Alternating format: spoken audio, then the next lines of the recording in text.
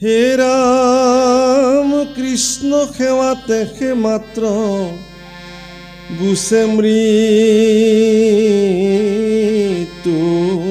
ভয়ে জানিয়া কৃষ্ণক ভজা কৰিয়া নিশ্চয়ে। হে ৰাম দিনে কণাৰদ গৈলা বসুদেৱ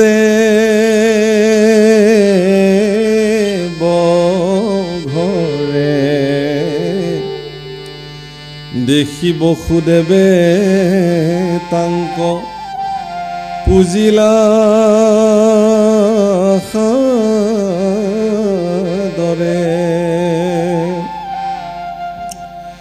আৰ কৰিলা প্ৰণাম পাছে আসনে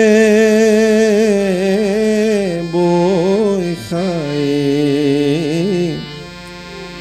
বুলিলা বিনয় বাক্য নাৰদ কসাই।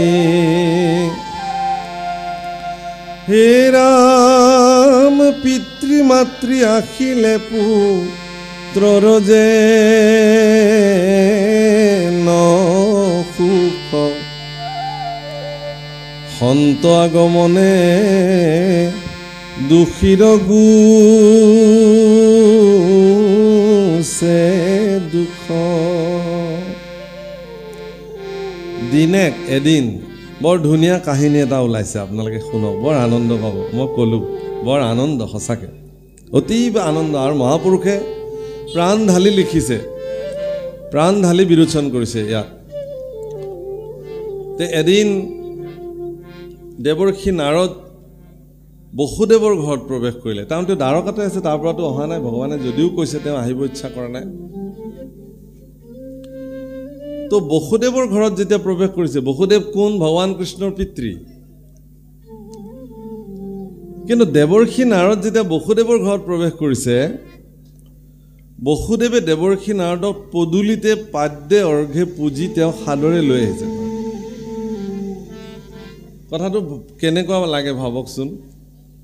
সাধাৰণ এগৰাকী MLAৰ ঘৰলৈ যদি আপুনি যায় আৰু বাৰাণ্ডাতে যদি MLAৰ দেউতাক যদি মানে বহি আছে আৰু আপুনি গৈ যদি দেউতাকক এটা নমস্কাৰ নজনাই নহয়, আপোনাৰ দিগদাৰ আছে। সঁচা কথা কৈছে। আৰু তেওঁ সেইটো ঘমণ্ডতে বহি থাকিব, মই MLAৰ দেউতাক, মই মন্ত্ৰীৰ দেউতাক, মই আমুক শক্তিশালী মানুহৰ দেউতাক। আৰু গোটেই বিশ্ব ব্ৰহ্মাণ্ডৰ আটাইতকৈ সুপ্ৰিম পাৱাৰত বহি থকা যিজন ভগৱান, তেওঁৰ পিতৃ বসুদেৱ। পাৰ্থক্য চাব আপোনালোকে। সেইটো এইবিলাকহে ভাগৱতৰ আটাইতকৈ ডাঙৰ কথা, মন কৰিবলগীয়া কথা। ভগৱান কৃষ্ণ দ্বাৰিকাধীশ, সমগ্ৰ ত্ৰিজগতৰ প্ৰতি বিশ্ব ব্ৰহ্মাণ্ডৰ যিজন মালিক, সেইজনৰ পিতৃ বসুদেৱ এগৰাকী সাধাৰণ ব্ৰাহ্মণ ঋষি ঘৰলৈ অহাৰ কাৰণে পদূলিতে তেওঁৰ চৰণ ধুৱাই পাদ্যে অৰ্ঘে তেওঁক সাদৰি আনি সুন্দৰকৈ আসন দি পেলাই তেওঁৰ দুখানি চৰণত শিৰ নত কৰি প্ৰণিপাত জনাইছে। আদৰ্শ আপুনি কোনটো ল'ব এতিয়া? আপুনি কোন ডাঙৰ কথা নহয়, আপোনাৰ গৃহলৈ যোন আহিছে সেই সাক্ষাৎ দেৱতা, অতিথি দেৱ ভৱ। ভাৰতবৰ্ষৰ দৰ্শনত বিদ্যাৰ্থীসকলে যেতিয়া গুৰুকুলৰ পৰা ঘৰলৈ আহিছিল, তেতিয়া গুৰুই তেওঁক কেইটামান উপদেশ দিছিল। সেই উপদেশসমূহৰ ভিতৰত এইকেইটাও: পিতৃদেৱ ভৱ, মাতৃদেৱ ভৱ, গুৰুদেৱ ভৱ, অতিথিদেৱ ভৱ। মানে এইসকলক দেৱতুল্য দেৱতাৰ শাৰীত ৰখা হৈছে, পূজ্য দেৱতাৰ শাৰীত। কোন? পিতৃ, মাতৃ, গুৰুদেৱ আৰু অতিথি। আৰু ভাৰতবৰ্ষৰ ভিতৰত আটাইতকৈ অতিথি পৰায়ণ দেশখনেই হ'ল অসম। অসম আৰু অসমীয়াৰ মানুহৰ তেজত অতিথি পৰিসেৱা বিদ্যমান হৈ আছে। অসমীয়া মানুহৰ নিচিনা অতিথি পৰায়ণ খুব কম পাব আপুনি লগ পৃথিৱীত। গতিকে এই আদৰ্শ, ভাৰতবৰ্ষৰ যি আদৰ্শ সনাতনী পৰম্পৰা, এগৰাকী অতিথি দেৱৰ্ষি নাৰদ, কৃষ্ণৰ পিতৃ বসুদেৱে তেওঁক সেই ধৰণে লৈ আহিছে তেওঁ।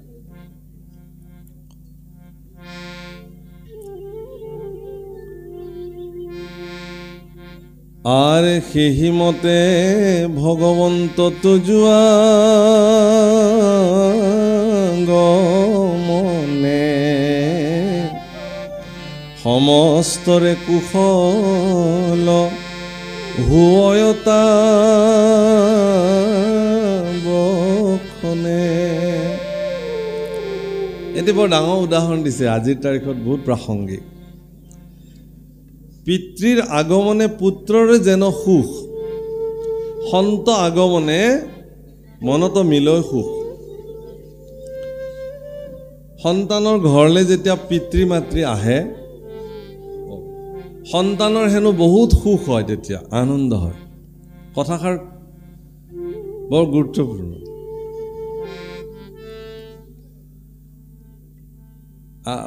মানে ল'ৰাই গৈ চাকৰি সূত্ৰে গুৱাহাটীত ঘৰ মাটি কৰিছে, ডাঙৰ প্ৰাসাদ বনাইছে, বিল্ডিং বনাইছে।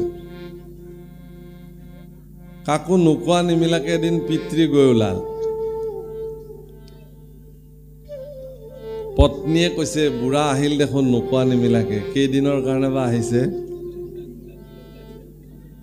যাম বুলি আহিছে নে নেযাওঁ বুলি আহিছে? সোধা আকৌ। এই আহিছে ৰ'বা দেউতা, আকৌ পটককে তুমি আগতে সেইটো হেৰি কৰা, মই এইবোৰ ইমান ভেজাল টানিব নোৱাৰো। এই পিতৃ আগমনত পুত্ৰ সুখী হ'লনে? বৃদ্ধ মাতৃ আহিছে পুত্ৰৰ কাষলে, আহা মা মই আনিবই যাব লাগিছিল, তুমি নিজে আহিলা, আৰু যাওঁ যাওঁ বুলি কৈ নাথাকিবা দেই, এই আহিছা আৰু যাব নোৱাৰিবা। কিন্তু আলোচনা হৈছে কি, কেতিয়া যাব? কাৰণ এইটোতো বুজা।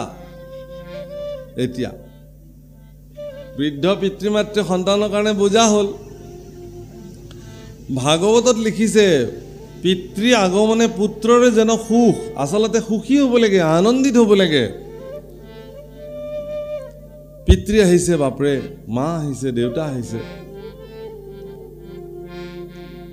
যি পিতৃ মাতৃৰ অশেষ ত্যাগ আৰু কষ্টৰ ফলত আমিবিলাকে জগতত প্ৰতিষ্ঠা লাভ কৰোঁ, সেই পিতৃ মাতৃৰ আগমনত আমিবিলাক দুখী হোৱাটো দুৰ্ভাগ্যজনক কথা নহয়নে? দেৱৰ্ষি নাৰদে প্ৰৱেশ কৰাৰ কাৰণে বসুদেৱে উদাহৰণ দিছে, যেনেকৈ পুত্ৰৰ ঘৰলৈকে পিতৃ আহিলে পুত্ৰ আনন্দিত হয়, হে দেৱৰ্ষি, তুমিও তদ্ৰূপ মোৰ নিচিনা এগৰাকী নিঃকিনৰ গৃহত প্ৰৱেশ কৰি মোক সেই আনন্দ প্ৰদান কৰিছা। ঠিক তেনেকৈ সন্ত আগমনতো দুখীৰ মিলয় সুখ। মানে আমাৰ নিচিনা গৃহত থকা দুখীসকল, আমিতো গৃহবাসী সুখত যদিও আছোঁ, এইটোতো সুখ নহয়, ই এক প্ৰকাৰ দুখেই, কেৱল যন্ত্ৰণা আৰু যন্ত্ৰণা। গতিকে সংসাৰৰ জ্বালা যন্ত্ৰণাৰ পৰা এটা মুহূৰ্তৰ কাৰণে মুক্ত হয়, যেতিয়া আপোনাৰ ঘৰত আহি কোনোবা সজ্জন প্ৰৱেশ কৰে। আহি পেলাই সাধু পুৰুষ যদি আহি হঠাৎ আপোনাৰ ঘৰত প্ৰৱেশ কৰে, যে মই আহিলোঁ আপোনালোকৰ ঘৰলৈ, ইফালে গৈ আছিলোঁ, এটা দিন ইয়াতে থাকি যাম বুলি। বাপৰে, আজি আমাতকৈ সৌভাগ্য আৰু কোন হ'ব পাৰে? কিবা আছিল যদিও পৰিয়ালটোৰ সকলো দুখ যেন দূৰ হৈ গুচি গ'ল, সন্ত এজন ঘৰত থাকিব। পতি পত্নীৰ মাজত যদি কিবা অকণমান লাগিও আছিল, চব ঠিক ঠাক জাগাত আহি গ'ল। এই গুৰুদেৱ আহিছে, বাদ দিয়া আৰু যি হ'ল হ'ল, আৰু হয়ো চব ঠাণ্ডা হৈ গ'ল, চব যেন জেগাত আহি গ'ল। ল'ৰা ছোৱালীকো সচেতন কৰি দিয়া হ'ল, স্নান কৰা সোনকালে, কোনোবাই যদি গা ধোৱা নাছিলে গা পা ধুই লোৱা, সোনকালে ঘৰ চৰ হেৰি কৰি দিয়া, প্ৰভু আহিছে, গুৰুজন আহিছে, সজ্জন আহিছে, সেৱা ল'ব লাগে, সৎকাৰ কৰিব লাগে। তেওঁৰ ঘৰলৈ জগতৰ শ্ৰেষ্ঠ গুৰু এগৰাকী, মই শ্ৰেষ্ঠ গুৰু বুলি কৈছোঁ দেৱৰ্ষি নাৰদক। প্ৰভুসকল, আচলতে আমাৰ ভাওনাবিলাকত আমি দেৱৰ্ষি নাৰদৰ চৰিত্ৰটো খুব ভুলভাৱে উপস্থাপন কৰি আহিছোঁ আজিলৈকে। খুব মানে লগোৱা খুচুৱা টুটুকীয়া চৰিত্ৰৰ এটা কৌতুক চৰিত্ৰ হিচাপে আমি দেৱৰ্ষি নাৰদক আমাৰ ভাওনাবিলাকত আমি দেখুৱাওঁ। কেনেকুৱা আটাইতকৈ যিটো গাঁৱৰ মানে যিজন অত্যন্ত চঞ্চল মানুহ, তেওঁক দেৱৰ্ষি নাৰদৰ ভাও দিয়া হয়। যিজন মানুহ স্থিৰে থাকিব নোৱাৰে, নহয়, দেৱৰ্ষি নাৰদ তেনেকুৱা নাছিলেই। এইটো কোনে এইটো কনচেপ্ট অসমত উলিয়াই দিলে মই বুজি নাপাওঁ। ভব্য গব্য একদম ধীৰ স্থিৰ সন্ত পুৰুষ এজন দেৱৰ্ষি নাৰদ। আৰু দেৱৰ্ষি নাৰদৰ নিচিনা গুৰু পৃথিৱীত খুব কম আছে। প্ৰহ্লাদ যাৰ শিষ্য, ধ্ৰুৱ যাৰ শিষ্য, দশপ্ৰচেতক যাৰ শিষ্য, দেৱৰ্ষি নাৰদ ইমান সাধাৰণ পুৰুষ নহয়, অত্যন্ত এগৰাকী ধীৰ স্থিৰ সন্ত পুৰুষ। তেনেকুৱা এগৰাকী ধীৰ স্থিৰ জগতৰ শ্ৰেষ্ঠ গুৰু এগৰাকী তেওঁৰ বসুদেৱৰ গৃহত প্ৰৱেশ কৰিছে। বসুদেৱ নিতান্তই আনন্দিত হৈছে আৰু পাদ্য অৰ্ঘ্যে তেওঁক পূজন কৰিছে। আৰ সাধুৰাম পূজায় অনুৰূপে দেবতা দে ফল সাধু সব স্বভাৱতে দুখিত বৎসল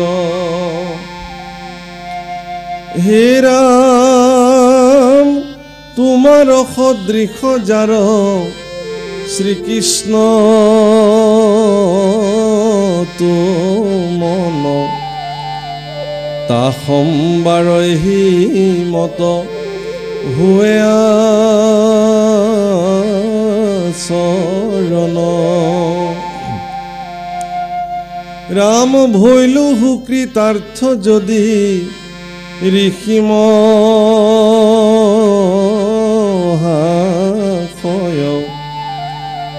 তথাপিতো পুছু মহা ভাগৱত ছয় আর পরম শ্রদ্ধায় যাক শুনিলে মাত্রকে দুর্ঘুর সংসার দুখ তরে সর্বলোকে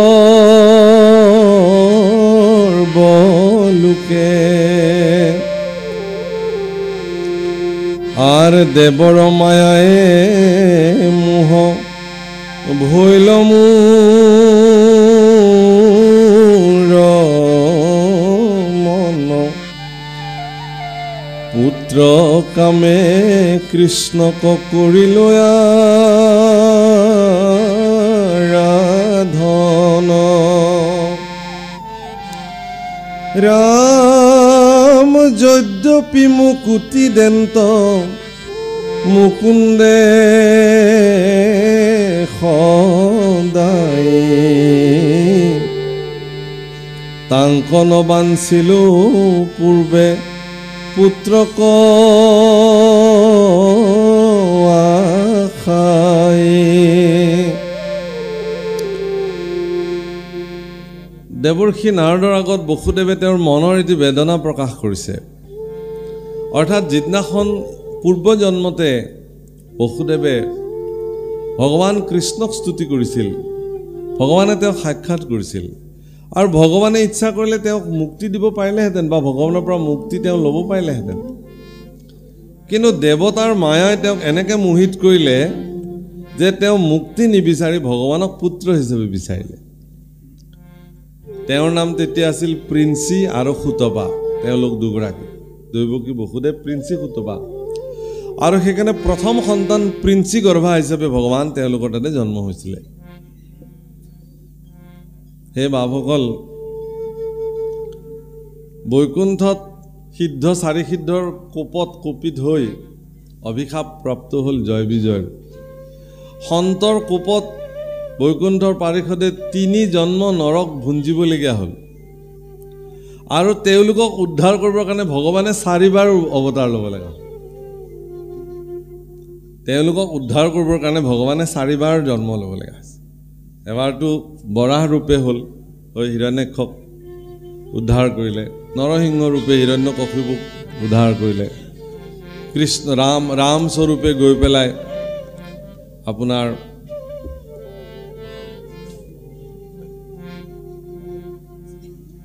ৰাৱণৰ যি ভাতৃ, সেই ভাতৃ হিচাপে তেওঁলোক দুজন গৈছিলে, তেওঁক উদ্ধাৰ কৰিছে। আকৌ শিশুপাল আৰু দন্তবক্ৰ হিচাপে দাপৰ যুগত গৈছিলে, কৃষ্ণ অৱতাৰে তেওঁলোকক উদ্ধাৰ কৰিছে। গতিকে এই ধৰণে তেওঁলোকে ভগৱান কৃষ্ণই ভক্তসকলৰ কাৰণে কৰ্ম কৰিছে। আজি দেৱৰ্ষি নাৰদৰ আগত বসুদেৱে কৈছে যে ইচ্ছা কৰিলে মই মুক্তি লাভিব পাৰিলোহেঁতেন, কিন্তু দেৱতাৰ মায়াই মোক এনেকৈ মোহন কৰিলে যে মই তোমাক ভগৱানক কৃষ্ণ হিচাপে মই আৰাধনা কৰিলোঁ। হে ৰাম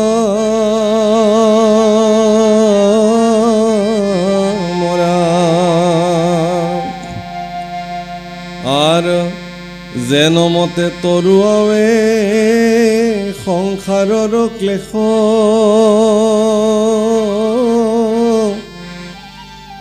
মহামুনি দিয় মোক সেহি উপদেশ। ৰাম তুখিলা কৃষ্ণক তুমি জিমত ভকতি,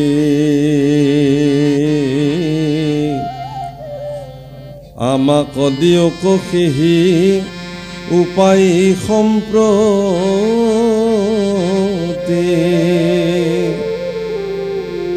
যেবে বসুদেৱে হেন উচিলা হৰিষি, হৰিস্মৰি পাইলা প্ৰীতি পাছে দেৱ ঋষি। পুলকিত তনু মনে মিলিল আহ্লাদ, পাছে বসুদেৱক কৰিলা সাধুৰ বাদ।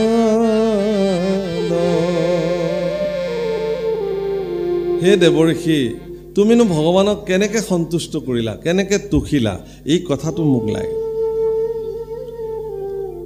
আচলতে আমি যে ভক্তবিলাকক সেৱা কৰোঁ ভগৱান বুলি, আমি ইজন ভকতে আনজন ভকতক সেৱা কৰোঁ নে নকৰোঁ? কৰোঁ নহয়। চাব আৰু এতিয়া তাকো কোনোবা বাধা কৰিবলৈ ওলাব, দিগদাৰ হ'ব, কিন্তু এই বাধা নুশুনিব। ভক্তসকলে ভক্তসকলক সৰ্বদা সেৱা কৰিব পৰস্পৰে। কিহৰ কাৰণে সেৱা কৰে? যে ইজন ভক্তই সেইজন ভক্তক দেখিলে ভাবে যে আপুনিতো ভকত, ভগৱানকনো আপুনি কেনেকৈ তোষণ কৰে, মোকো অকণমান কৃপা কৰক। অৰ্থাৎ ভক্তৰ পৰা ভক্তই সেই বস্তুটোকে বিচাৰে যে আপুনি কি পদ্ধতিৰ দ্বাৰা ভগৱানক সন্তুষ্টি কৰে। দেৱৰ্ষি নাৰদকো এই কথাটোকে বসুদেৱে সুধিছে যে হে নাৰদ, তুমিনো কৃষ্ণক কেনেকৈ তোষণ কৰিলা?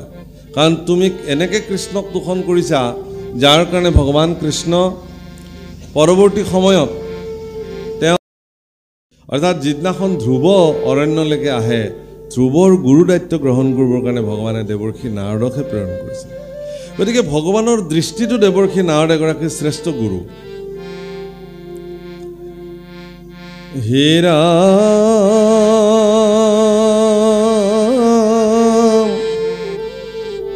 আৰ নাৰদ বদতি বসুদেৱ মহাশয়, ধন্য ধন্য বুদ্ধি সাৰ কৰিলা নিশ্চয়।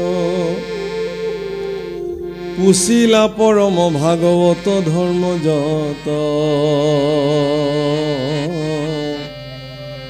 যাহা কস্মৰণে হুৱে পবিত্ৰ জগত।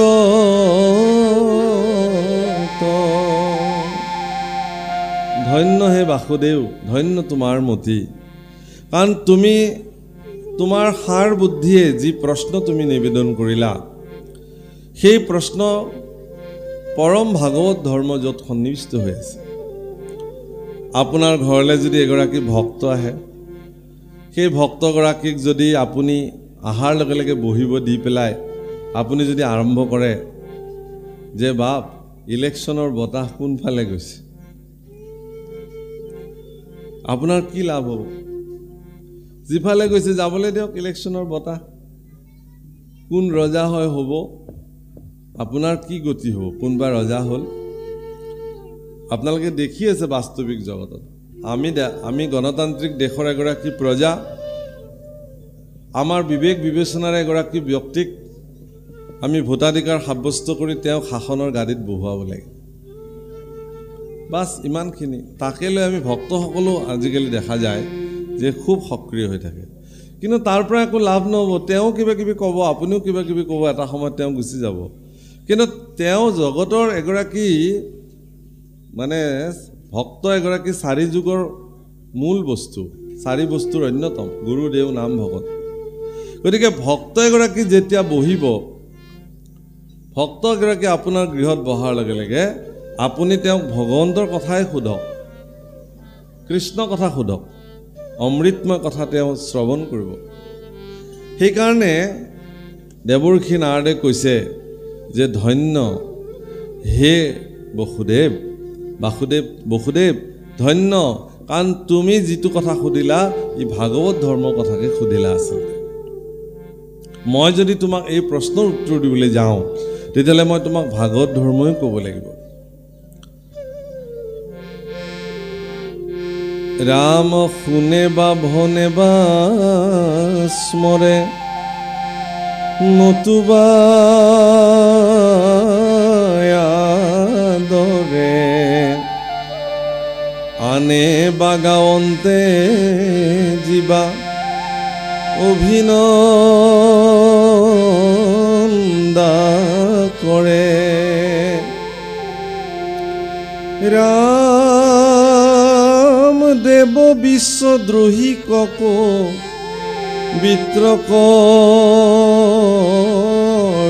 বিত্ৰকয়াতে, হেন ধৰ্ম শুনিবে তোমাৰ ভৈলামতি।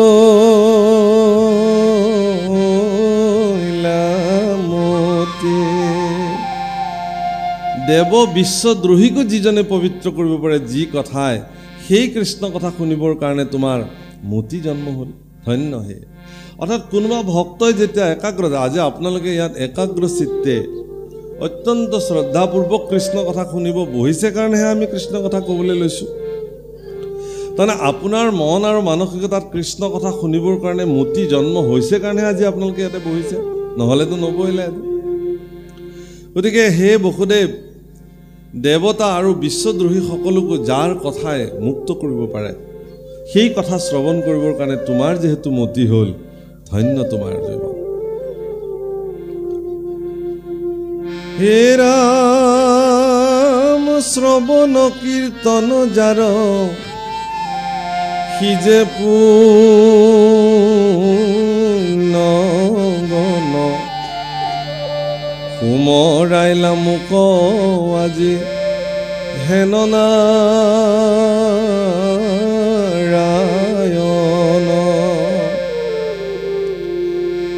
ৰাম কিনো উপকাৰ কৰিলা মহাশয়,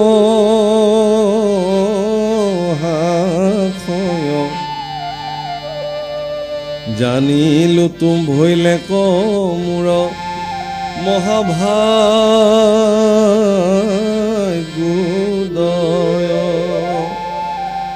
মোৰ জীৱনৰ আজি পৰম ভাগ্য উদয় হ'ল যে তোমাৰ নিচিনা এগৰাকী ব্যক্তিয়ে কৃষ্ণ কথা শুনিবৰ কাৰণে আগ্ৰহ প্ৰকাশ কৰিছে। হে প্ৰভুসকল, আমি আপোনালোকৰ দৰে সজ্জনসকলক কৃষ্ণ কথা কৈ ফুৰোঁ সমগ্ৰ অসম। আজি ইয়াতে আছোঁ, কিছু সময় পিছতে ডিব্ৰুগড়লৈ যাম, তাৰ পৰা আকৌ গুৱাহাটীলৈ যাম, আকৌ মাজুলীলৈ আহিম, আকৌ নাৰায়ণপুৰলৈ আহিম, আকৌ বৰপেটালৈ যাম, এনেকৈ ঘূৰি ফুৰিছোঁ। এই যে ঘূৰি ফুৰিছোঁ কিহৰ কাৰণে? যদি আপোনালোকৰ নিচিনা সজ্জন সৃষ্টি নহ'লহেঁতেন জগতত, আপোনাসৱৰ দৰে কৃষ্ণ কথা শ্ৰৱণ কৰাৰ যদি মতি কাৰোবাৰ জন্ম নহ'লহেঁতেন, তেতিয়াহ'লে আমাৰ দৰে ব্যক্তিসকলে কৃষ্ণ কথা কোৱাৰ ক'ত সুবিধা পালোহেঁতেন। সেইকাৰণে শ্ৰৱণকৰ্তাসকলক শ্ৰেষ্ঠ বুলি ক'লে শ্ৰেষ্ঠ স্থানত অধিষ্ঠিত হ'ল শ্ৰৱণকৰ্তাসকল, কীৰ্তনকৰ্তাসকল দ্বিতীয়। অৰ্থাৎ আমি ভাগৱত ভক্তিৰ দ্বিতীয় স্থানৰ ভক্তি সাধন কৰিছোঁ, আপোনাসৱে কিন্তু প্ৰথম স্থানৰ ভক্তি সাধন কৰিছে শ্ৰৱণ কৰি। সেইকাৰণে এটা কথা মনত ৰাখিব, আকৌ শ্ৰৱণকৰ্তা বুলি কোৱাৰ লগে লগে পৃথিৱীত আটাইতকৈ শ্ৰেষ্ঠ আৰু আদৰ্শৱান শ্ৰোতাগৰাকীৰ নাম হ'ল মহাৰাজ পৰীক্ষিত। পৰীক্ষিতৰ নিচিনা আজিলৈকে কোনেও শ্ৰৱণ কৰিব পৰা নাই ভাগৱত, কাৰো সাধ্য হোৱা নাই। আৰু সুখদেৱৰ নিচিনা কীৰ্তনকৰ্তা কোনো নাই। এইকাৰণেই যে সেইজনকে শ্ৰেষ্ঠ কীৰ্তনকৰ্তা বুলি কোৱা হয়, যিজনে নিস্বাৰ্থভাৱে ভাগৱত কথা কৈ যাব পাৰে জগতৰ কল্যাণৰ কাৰণে। আৰু সেইজনে শ্ৰেষ্ঠ শ্ৰোতা, যিজনে এগৰাকী সামৰ্থ্য গুৰুৰ শ্ৰীমুখে ভাগৱত কথা শুনি তাক জীৱনত 100% প্ৰয়োগ কৰে, গুৰুৰ সন্মুখতে তেওঁ মুক্ত হৈ গুচি গ'ল। ভাগৱত কথা যে মুক্তি নিদানা, এই কথা পৰীক্ষিতে নিজৰ জীৱনত প্ৰমাণ কৰি থৈ গৈছে। ভাগৱত শ্ৰৱণো কৰা শেষ হৈছে, তেওঁৰ জীৱনো মুকৰাম যিটো কথা মুহূৰ্ত পুছিলাম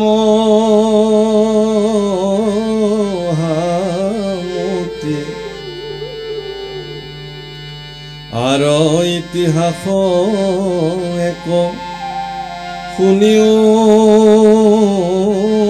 সম্প্ৰতি হে ৰাম নৱসিদ্ধ সমেত নিমি ৰাজাৰ সম্বাদ শ্ৰৱণ মাত্ৰকে মনে মিলিবে আহ্লাদ। ৰাম শুনা সেই কথা তুমি স্থিৰ কৰি মন ভাগৱত ধৰ্মৰ আচয়নী ৰূপন। ৰাম স্বয়ম্ভুৱ সুত প্ৰিয় ব্ৰতম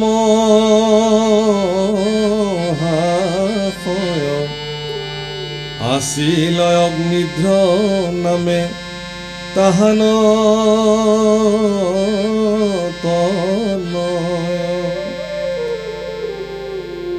সুখদেৱে পৰীক্ষিতৰ আগত বসুদেৱ আৰু নাৰদ সংবাদ ক'বলৈ গ'ল। নাৰদে আৰু বসুদেৱৰ আগত আৰু এটি ইতিহাস ক'বলৈ আৰম্ভ কৰিলে, যাৰ নাম হ'ল নিমি নৱসিদ্ধ সংবাদ।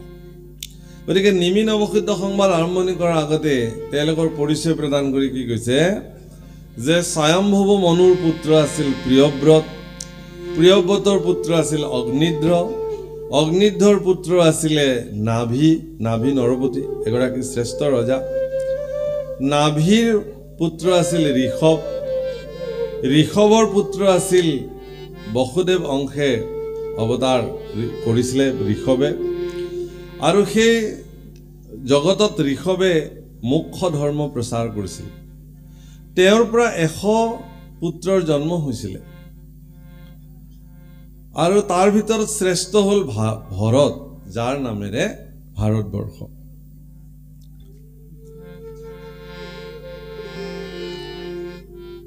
তৰুণ কালতে তেওঁ ঈশ্বৰক স্মৰণ কৰি তেওঁ তপোবনত ঈশ্বৰ আৰাধনা কৰিবলৈ গুচি গ'ল আৰু সেই জন্মে তেওঁ ভগৱন্ত গতি প্ৰাপ্ত হ'ল। আৰু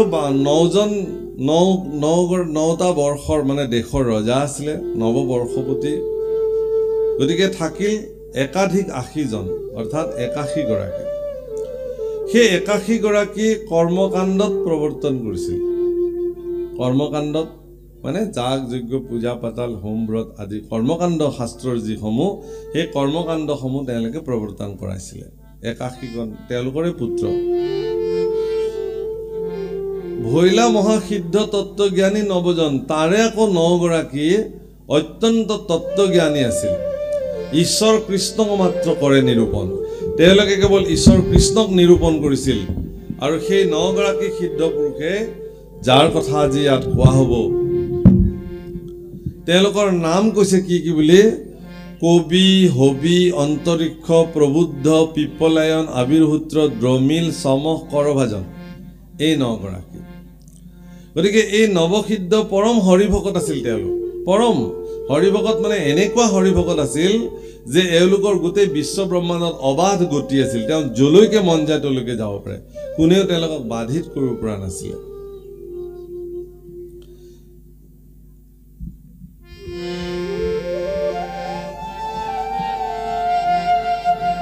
আৰ সুৰসিদ্ধ সাধ্য যক্ষ গন্ধৰ্ব কিন্নৰ নৰ নাগ শঙ্কৰ চাৰণ বিদ্যাধৰ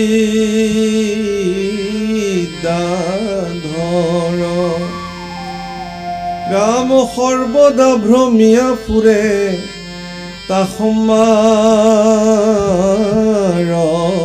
পুৰে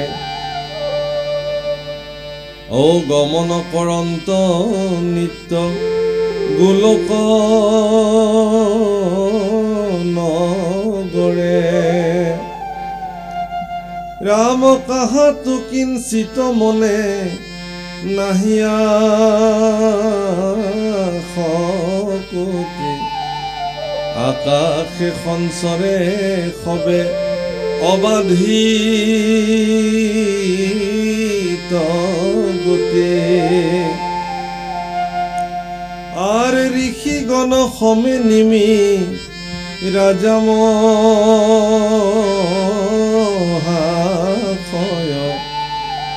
কৰে মহাযজ্ঞ আতি আনন্দ হৃদয় ৰাম ভৈলা নব সিদ্ধ সেহি সভাত প্ৰবেশ সূৰ্য সমজলে সবে দিগম্বৰ বেশ ৰাম মহাভাগৱত সবে অকস্মাতে আইলা দেখিয়া সভাৰ লোক বিস্ময় পাইলা আৰ কৰজোৰ কৰি আতি হচকিত মূৰ্তি গুৰু পুৰোহিত সমেত উঠিলা নৃপতি ৰাম মূৰ্তি ধৰি অগণি কুন্দৰ ভৈলা বাজ সিদ্ধ সমস্ত কষা ধৰিলা মহাৰাজ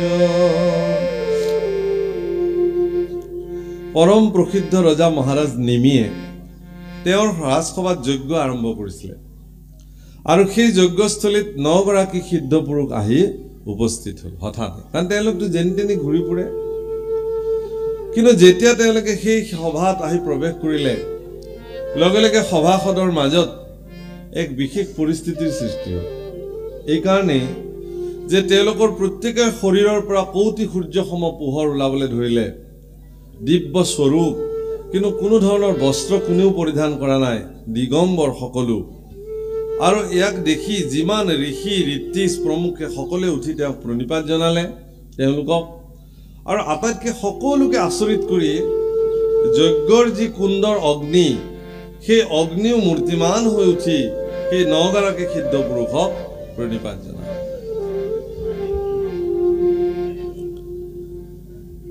হে ৰাম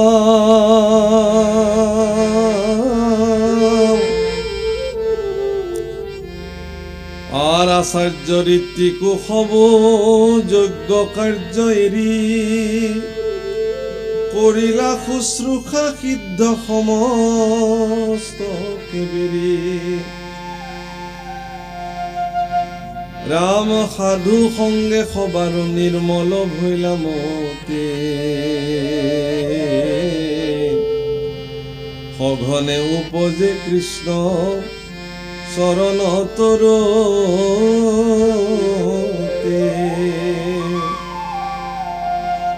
বিদায় অলংকারে করে শরীর দীপিতি তা সম্বাক দেখি আনি মীর মহা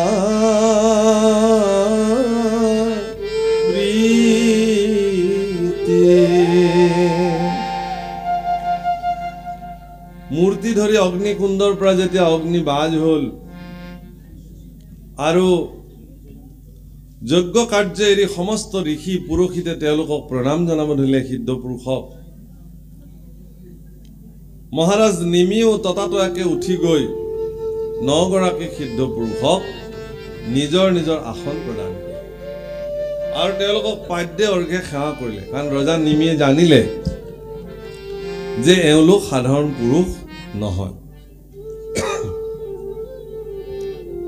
সাধাৰণ পুৰুষ হোৱা হলে যজ্ঞৰ কুণ্ডৰ পৰা অগ্নি বাজ হৈ তেওঁলোকক পূজা সেৱা নকৰিলে বিনা অলংকাৰে তেওঁলোকৰ শৰীৰ দীপ্তি হৈছে যাক দেখিলেই মহাপ্ৰীতি উপজে সজ্জনসকলৰ অন্যতম চৰিত্ৰ প্ৰভুসকল যে যাক দেখিলেই সন্তসকলৰ মন প্ৰাণ ভৰি পৰে দুৰ্জনক দেখিলে মানুহ আতংকিত হয় সজ্জনক দেখিলে মানুহ আনন্দিত হয় সজ্জনক দেখিলে মানুহ নিৰ্ভয় হৈ পৰে সজ্জনক দেখিলে মানুহ সন্তোষিত হয় দুৰ্জনক দেখিলে মানুহ ভয়াৰ্ত হৈ যায় সন্ত্ৰাসিত হৈ যায় আতংকিত হৈ যায় গতিকে সজ্জনৰ প্ৰৱেশ নিমি ৰজাৰ কাৰণে এইটো অত্যন্ত আনন্দদায়ক আৰু নিমিয়ে প্ৰত্যেককে প্ৰণাম কৰি কীৰ্তাঞ্জলি জনালে বিনয়ভাৱে সকলোকে শুশ্ৰূষা কৰিলে সকলোকে নিজ নিজ আসন ভূষণ আদি প্ৰদান কৰিলে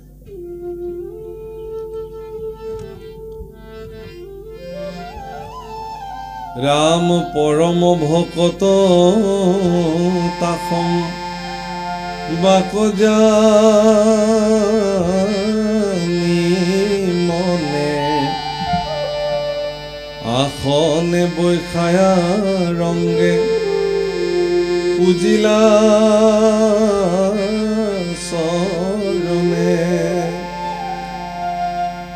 ৰাম শৰীৰৰ কান্তিয়ে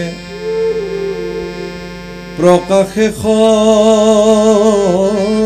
ভাষান সাক্ষাৎ দেখিও যেন ব্ৰহ্মৰ